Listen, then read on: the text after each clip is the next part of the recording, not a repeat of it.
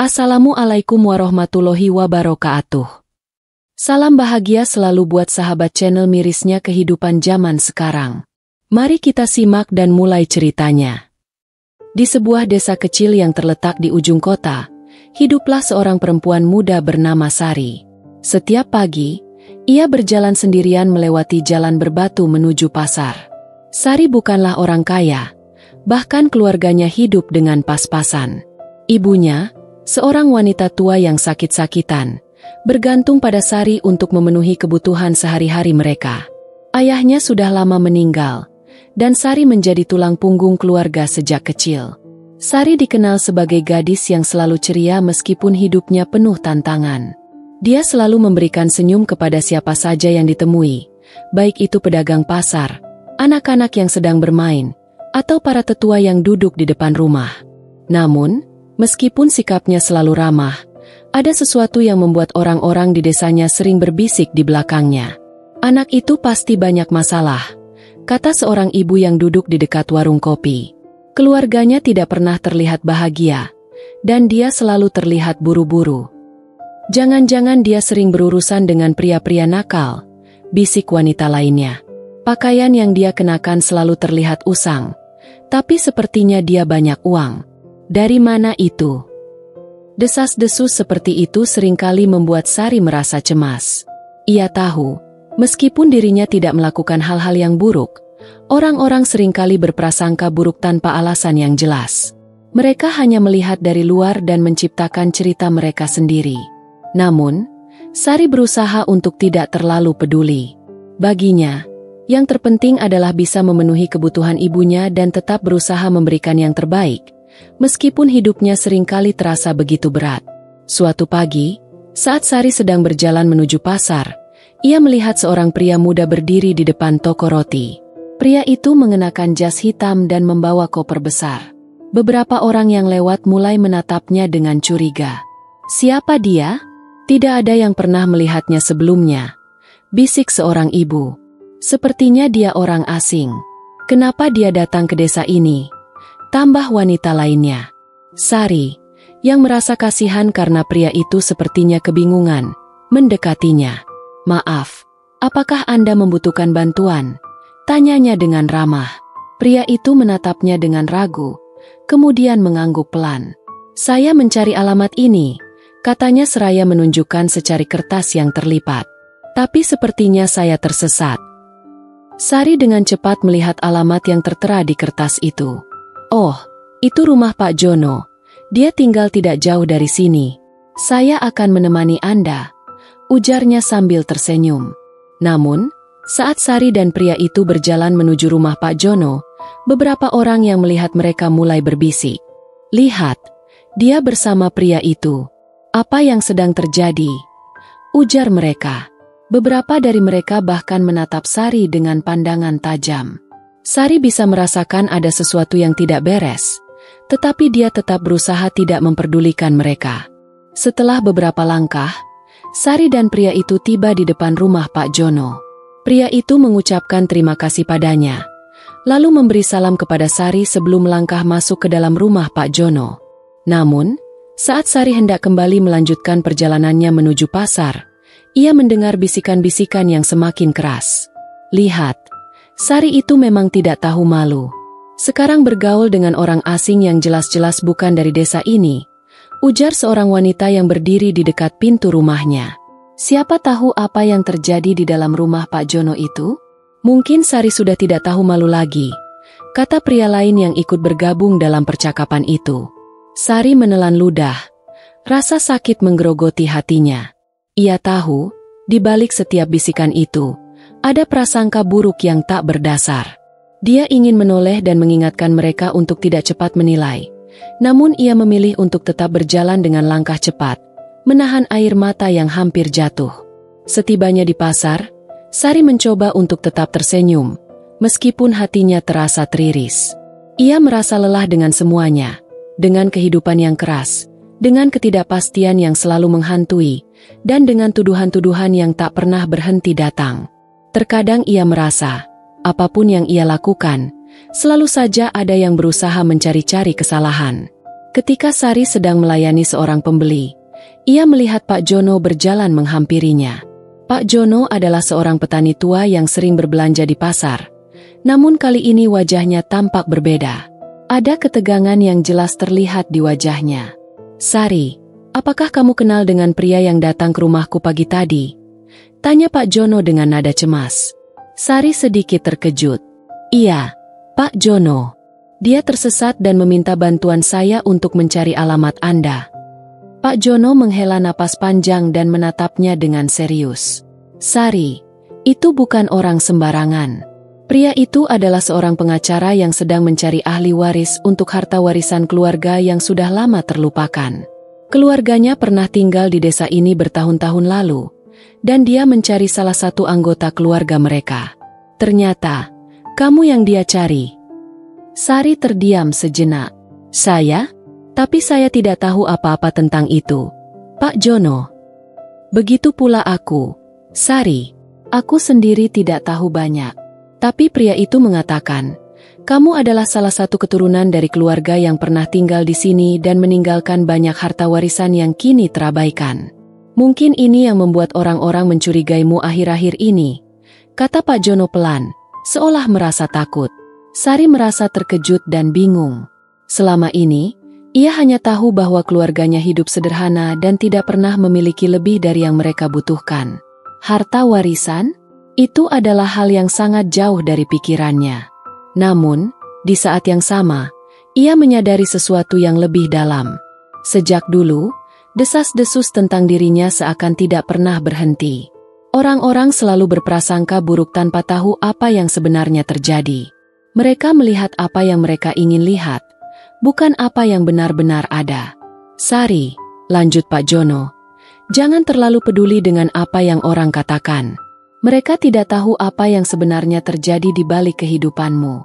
Jangan biarkan prasangka buruk menghalangimu untuk menemukan kebenaran." Sari menatap Pak Jono dengan penuh perasaan. "Terima kasih, Pak. Saya akan berusaha untuk tidak terlalu menghiraukan apa yang orang katakan. Tapi rasanya sangat berat ketika orang tidak melihat siapa kita sebenarnya." Pak Jono mengangguk. "Aku tahu, Sari. Tapi jangan biarkan prasangka buruk itu merusak hidupmu. Hidupmu lebih berharga daripada omongan mereka." Sari mengangguk pelan, mencoba menenangkan dirinya sendiri. Ia bertekad untuk tidak mudah menyerah pada pandangan orang lain. Namun, dalam hati, ia tahu perjalanan yang lebih berat baru saja dimulai. Hari-hari berikutnya berlalu dengan cepat, dan Sari mulai merasakan beban yang lebih berat di pundaknya. Berita tentang dirinya yang dianggap sebagai ahli waris dari keluarga yang kaya raya semakin tersebar di desa. Setiap kali Sari berjalan di jalan setapak, orang-orang mulai menatapnya dengan tatapan berbeda. Beberapa melihatnya dengan rasa penasaran, sementara yang lain tidak bisa menyembunyikan sinisme mereka. Di pasar, pembeli mulai bertanya-tanya tentang masa lalunya. "Kamu benar-benar ahli waris dari keluarga itu?" tanya seorang pria parubaya suatu hari, saat Sari sedang melayani pembeli di warung sayurnya. Sari tersenyum tipis, meskipun hatinya mulai tergerus. "Saya tidak tahu pasti, Pak. Saya hanya tahu bahwa keluarga kami hidup sederhana." "Tapi kenapa kamu tidak memberitahu orang-orang tentang itu?" pria itu melanjutkan, sambil menatapnya dengan curiga. "Kalau kamu punya harta warisan, kenapa tidak memanfaatkannya? Mungkin kamu bisa memberi lebih banyak untuk ibumu." Sari merasa bingung. Apa yang diinginkan orang-orang darinya? Mereka tidak tahu betapa sulitnya hidupnya setiap hari. Mereka tidak tahu betapa kerasnya ia berjuang untuk memenuhi kebutuhan ibunya yang sakit-sakitan. Tetapi di mata mereka, ia hanya dianggap sebagai seorang gadis yang tampaknya memiliki lebih banyak dari yang ia tunjukkan. Pada malam hari, saat Sari pulang ke rumah, ibunya yang sedang terbaring di ranjang mulai menanyakan tentang gosip yang beredar. "Sari, ibu mendengar bahwa kamu adalah ahli waris dari keluarga yang kaya. Mengapa kamu tidak memberitahuku lebih awal? Kita bisa hidup lebih baik." Sari menundukkan kepala, menggigit bibirnya. "Ibu, saya tidak tahu apakah itu benar atau tidak. Saya hanya mendengarnya dari Pak Jono tadi pagi." Ibunya menghela napas, lalu menyentuh tangan Sari dengan lembut. Anakku, dunia ini penuh dengan orang yang suka menilai tanpa tahu apa yang sebenarnya terjadi. Aku tahu hidup kita tidak mudah, dan aku tahu betapa kerasnya kamu bekerja setiap hari. Tapi kalau ada sesuatu yang bisa membuat hidup kita lebih baik, tidak ada salahnya untuk mencobanya. Sari merasakan berat di dadanya. Ia tidak pernah berniat mencari harta atau keuntungan dari siapapun. Semua yang ia lakukan adalah untuk memastikan ibunya tetap hidup dan sehat, untuk menjaga keluarga mereka tetap utuh di tengah kesulitan hidup yang datang tanpa henti. Namun, keesokan harinya, seorang pria datang ke rumah mereka. Pria itu mengenakan jas resmi dan membawa sebuah map tebal. Dengan wajah serius, ia memperkenalkan dirinya sebagai pengacara yang ditugaskan untuk mengurus harta warisan keluarga Sari. Sari, saya datang untuk mengkonfirmasi apakah benar Anda adalah ahli waris yang sah dari keluarga yang dimaksud.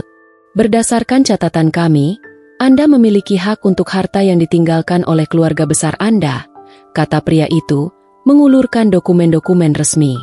Sari terdiam, tidak tahu harus berkata apa. Hatinya bergejolak, dan rasa cemas mulai merasuki setiap sendi tubuhnya. Tapi saya tidak tahu apa-apa tentang ini, jawabnya akhirnya. Suaranya hampir tak terdengar. Pengacara itu tersenyum. Kami akan mengurus semuanya. Anda hanya perlu memberi tanda tangan di beberapa dokumen, dan Anda akan memiliki akses penuh ke warisan ini. Namun, Sari merasa bingung. Semua ini terasa terlalu cepat dan terlalu rumit. Ia tidak tahu apakah ia benar-benar siap menghadapi semua konsekuensi yang datang bersama warisan ini. Ia hanya ingin hidup tenang, jauh dari tuduhan dan prasangka buruk yang selama ini menimpanya. Namun, di satu sisi, Sari tahu bahwa ini bisa menjadi kesempatan untuk mengubah kehidupan ibunya. Jika benar ada warisan yang tersisa, mungkin mereka bisa memiliki rumah yang lebih baik, perawatan yang lebih baik untuk ibunya yang sakit, dan kehidupan yang lebih stabil. Namun, apakah itu berarti dia harus menghadapi segala bentuk prasangka buruk yang terus berkembang di desa? Sari menatap ibunya, yang kini duduk di kursi dekat jendela dengan mata yang tampak penuh harapan. Ibu, apa yang harus kita lakukan? Aku takut jika kita mengambil langkah ini, semuanya hanya akan semakin rumit. Ibunya menatapnya dengan lembut. Nak, kadang hidup memang penuh dengan pilihan yang sulit. Apapun yang kamu pilih, jangan biarkan orang lain menentukan hidupmu. Kita hanya bisa mengikuti kata hati kita. Sari merasa berat di hatinya. Di satu sisi, ia ingin berpegang pada hidup sederhana yang sudah ia jalani. Namun di sisi lain, ia merasa seperti ada sebuah tanggung jawab besar yang tak bisa ia hindari. Apa yang sebenarnya harus ia pilih? Mempertahankan hidup yang sederhana atau menerima kenyataan yang datang dengan segala konsekuensinya? Tapi satu hal yang pasti, prasangka buruk dari orang-orang yang menghakimi hidupnya tidak akan pernah bisa menentukan siapa dirinya sebenarnya.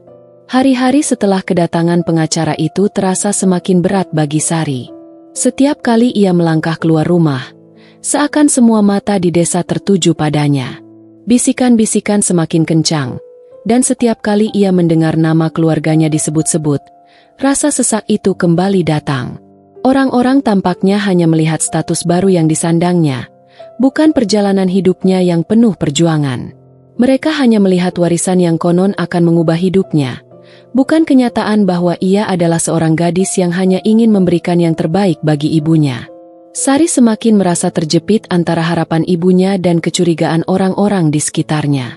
Apakah ia harus menerima warisan itu untuk memberi kehidupan yang lebih baik bagi ibunya? Atau apakah ia harus menolak dan tetap menjalani hidup sederhana yang selama ini ia pilih? Bagaimanapun, semua keputusan itu akan membawanya pada perubahan yang besar. Entah itu perubahan baik atau buruk. Suatu sore, saat Sari sedang berjalan menuju pasar, ia bertemu dengan seorang tetua desa yang dikenal bijak dan dihormati banyak orang. Namanya Pak Rudi, seorang pria tua yang selalu penuh kebijaksanaan dalam setiap percakapan. Pak Rudi mendekatinya dengan senyum lembut, seolah tahu apa yang sedang mengganggu pikirannya.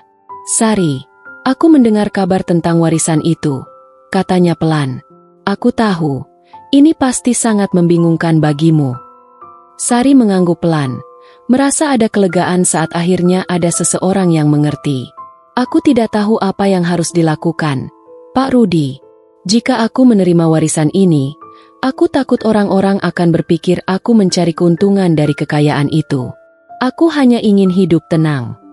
Pak Rudi tersenyum, mengusap jenggot putihnya yang panjang. Kadang hidup memang tidak sesederhana itu. Namun, ingat satu hal, Sari. Orang-orang akan selalu memiliki prasangka. Apakah kamu kaya atau miskin? Apakah kamu terkenal atau tidak? Mereka hanya melihat apa yang mereka ingin lihat, dan seringkali itu bukanlah kenyataan yang sesungguhnya. Sari menundukkan kepala. Tapi apa yang harus aku lakukan, Pak Rudi? Aku ingin menjaga ibuku, memberinya kehidupan yang lebih baik, tapi aku takut jika itu akan membuatku semakin jauh dari diriku yang sebenarnya. Pak Rudi menatapnya dengan lembut. Yang perlu kamu ingat adalah, harta bukanlah ukuran dari siapa kamu sebenarnya. Harta itu hanya alat. Apa yang lebih penting adalah bagaimana kamu menggunakannya. Jangan biarkan harta itu mengubah siapa dirimu atau cara pandangmu terhadap kehidupan. Jika kamu memutuskan untuk menerima warisan itu, lakukan dengan hati yang tulus, bukan karena ingin mengubah pandangan orang lain tentangmu. Sari terdiam, merenungkan kata-kata Pak Rudi. Terkadang, orang-orang begitu cepat berprasangka, menghakimi tanpa tahu cerita sebenarnya. Mereka hanya melihat sisi luar, bukan apa yang ada di dalam hati. Keesokan harinya, setelah berpikir panjang, Sari memutuskan untuk bertemu dengan pengacara yang membawa dokumen warisan itu. Saya ingin tahu lebih banyak tentang warisan ini, bukan hanya sekedar tanda tangan, katanya dengan tegas. Saya perlu memahami sepenuhnya apa yang akan saya hadapi jika memutuskan untuk menerima warisan ini. Pengacara itu mengangguk, terlihat lega mendengar keputusan Sari untuk lebih memahami situasi. Mereka mulai berbicara panjang lebar tentang segala proses dan hak-hak yang dimiliki Sari sebagai ahli waris. Namun, satu hal yang sangat penting bagi Sari adalah keputusan untuk tetap menjaga prinsip-prinsip yang telah dia pegang teguh selama ini. Harta bukanlah yang utama. Yang lebih penting adalah bagaimana ia bisa tetap menjadi orang yang baik dan memberikan yang terbaik bagi ibunya, tanpa terjebak dalam pandangan buruk orang lain. Beberapa minggu kemudian, setelah melalui berbagai pertimbangan, Sari akhirnya memutuskan untuk menerima warisan tersebut. Namun, ia tidak menggunakannya untuk kemewahan atau hidup yang berlebihan. Sebaliknya, ia memilih untuk memperbaiki rumah mereka, memberikan pengobatan yang lebih baik untuk ibunya, dan menggunakan sebagian uang itu untuk membantu orang-orang yang membutuhkan di desanya. Ia menyadari bahwa harta yang dimilikinya harus digunakan untuk kebaikan, bukan untuk menunjukkan kekayaan atau status sosial. Setelah itu, perlahan-lahan pandangan orang-orang terhadap Sari mulai berubah. Mereka melihat bahwa Sari bukanlah seseorang yang mengincar keuntungan pribadi dari warisan itu, tetapi seseorang yang menggunakan kesempatan yang diberikan untuk kebaikan orang banyak. Orang-orang yang dulu berprasangka buruk mulai memahami bahwa kadang-kadang, hidup tidak selalu hitam putih. Ada cerita yang tak terlihat, ada perjuangan yang tidak tampak oleh mata mereka. Sari pun belajar bahwa prasangka buruk dari orang lain tidak akan pernah hilang, tetapi yang terpenting adalah tetap teguh pada prinsip diri sendiri. Ia bisa menerima warisan itu tanpa kehilangan siapa dirinya. Dan yang lebih penting, ia menemukan kedamaian dalam hatinya, karena ia tahu, ia tidak perlu membuktikan apapun kepada siapapun. Kehidupan mereka tidak berubah secara drastis, tetapi ada ketenangan yang baru, sebuah kehidupan yang lebih baik dan lebih sederhana, di mana prasangka buruk tidak lagi memiliki tempat. Sari akhirnya memahami bahwa kadang-kadang, hal yang paling berharga dalam hidup adalah tetap menjadi diri sendiri, meskipun dunia mencoba untuk menghakimi kita.